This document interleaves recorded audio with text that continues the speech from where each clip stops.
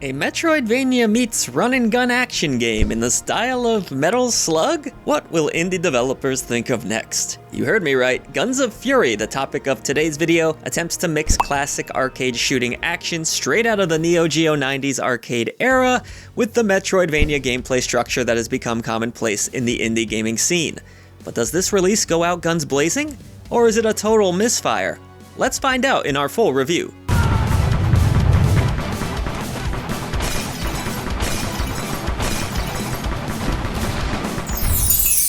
Real quick, take your shot and blast over to patreon.com/idreamofindiegames to gain Discord access, early ad-free shows, shoutouts at the end of every video we produce, a podcast 3 days early, and so much more. But best of all, you'll be supporting indie visibility. Your new indie gaming community is waiting for you. Guns of Fury comes to us from Gelato Games, the developers behind the engaging action platformer Goblin Sword, released back in 2020 on the Nintendo Switch. This release is self-published by the company to both PC and Nintendo Switch.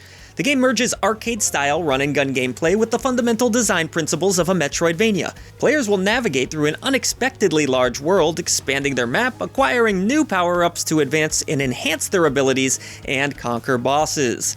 As expected, the game offers a solid balance of shooting and exploration.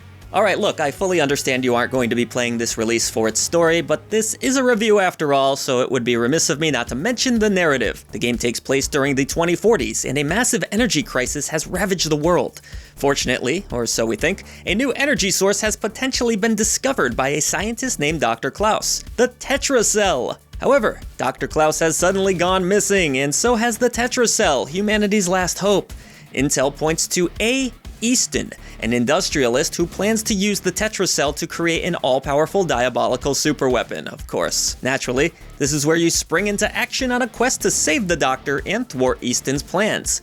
The story is quite reminiscent of your favorite 90s arcade run-and-gun action games. It serves the purpose and it's entertaining enough, but it's not the primary focus here. While there isn't a ton of character development, nor does there need to be, there are a few memos scattered throughout the world that attempt to add some depth to the script. It's good, silly fun in that retro gaming sort of way. But let's talk about the gameplay, which is the real reason you're here. Initially, you might not think Guns of Fury is much of a Metroidvania at all, as the game opens with you blasting your way through a 2D level causing massive explosions and chaos along the way. Fear not though, as it won't be long before the game world opens up and you'll be off exploring in different directions. Controlling your lead character is simple and responsive. You'll run, jump, and shoot using a variety of pistols, shotguns, launchers, and grenades. There are individual buttons for your main pistol, your secondary weapon, and the bombs. While this layout takes a little bit of getting used to, it eventually clicked with me. New weapons can also be equipped as they are collected through the in-game menu, which, though not the smoothest I've seen, is plenty serviceable. Throughout your exploration, you'll also gather new skills, such as a double jump and even the ability to use binoculars, which allow you to scroll around the screen to see what dangers may lie ahead. These skills are introduced at a nice pace and feel really rewarding when they do arrive. While you're shooting down a wide assortment of soldiers and mechs, you'll also be doing plenty of exploration. The game features a built-in map that allows you to pin areas of interest, but it's not the most detailed I've seen. Much like the equipment menu, the map serves its purpose, but could have been better. There are items to be found that will flesh it out further, but overall I wasn't the biggest fan as it lacked important details and led to quite a bit of aimless wandering. Guns of Fury feels more comfortable as an arcade run-and-gun shooter than a Metroidvania, but the ways in which the genres have been blended together work better than you might think. The fundamentals of a Metroidvania game are all here, and because the platforming and shooting feel great and are so much fun, some of the smaller flaws in exploration are easier to forgive. The game truly feels like a classic Metal Slug release at times, as you aim upward, melee through enemies, hurl grenades, and leap down cliffs and platforms. There are mechs to jump into, and even massive bosses to take down, featuring fun patterns that offer just the right level of challenge, which is good since there are no difficulty options that I saw. Save points are scattered throughout this 10 to 12 hour journey if you're going for that 100% map completion. It's important to use these frequently, as any progress made since your last save will be lost if you fail to reach another save area. This did frustrate me on a few occasions and required me to retread areas and collect items I had already gathered more than once. A fast travel system is also introduced later in the game, allowing you to ride a truck to designated areas of the map. It's a decent way to get from one end of the world to the other. Players will also encounter shops from time to time where they can purchase new weapons and items. Because enemies constantly respawn between screens, you'll have no problem gathering enough cash. Overall, I had a great time with the running and gunning throughout Guns of Fury, and found the Metroidvania exploration serviceable but flawed. Much of the aimless wandering and missing of small details could very well be on me, but I ultimately found the game's strength to be in its combat and platforming. The difficulty level was well balanced throughout and shouldn't present too many headaches for players with at least average skills. On the visual side of things, if you were a Neo Geo kid of the 90s, you'll love the graphics in Guns of Fury. The game is heavily inspired by that era, particularly the Metal Slug franchise. The pixel art is gorgeous, with stunning explosions, gritty, detailed character and enemy designs, and a solid variety of different backdrops to explore. While the menus look a bit uninspired by comparison, I thought the game looked phenomenal overall, and did a great job of capturing the spirit of late 90s arcade games. Performance was very good too, as I only encountered one very minor hitch during my playthrough. For players looking to enjoy the game on Steam Deck, I tested it briefly and it looked lovely without any noticeable slowdown issues, making this a great choice to enjoy on Valve's handheld. One glaring omission, however, is the lack of co-op, as I feel like this game would have been a blast to play with a friend. The soundtrack featured in Guns of Fury is quite good and rather eclectic.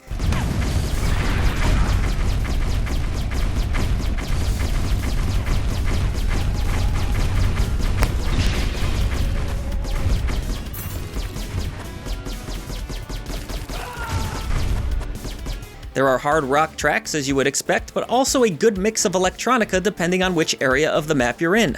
There isn't much in the way of voice performances, but all of the explosions sound just as gritty as you would hope, as does the gunfire. As someone who loves both the sound and visual design of classic Neo Geo games, I thought that Gelato Games really nailed it out of the park with this release. Guns of Fury has its shortcomings, but it is bold for a smaller indie company to take on such a challenge, and it's quite successful in marrying two very different styles of gameplay into one cohesive, fun gaming experience. I love the visuals and audio, but the gunplay really stole the show. There are so many cool weapons to mess around with that mowing down my foes never got old, even if they respawned perhaps just a bit too frequently. The map and menus weren't my favorite, and the save system could have used some further refinement.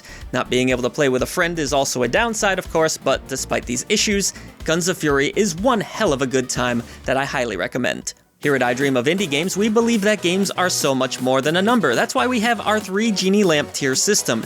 A bronze lamp is for a good game with quite a few issues. A silver lamp is for a great game with just a few small nagging issues. And the elusive golden Genie Lamp of approval is for those essential indie releases that belong in your collection. We also have the Rusty Lantern for mediocre titles, and the dreaded Indie Krampus for the ones you should avoid. And with all of that said, I'm going to award Guns of Fury the silver Genie Lamp of approval. Great!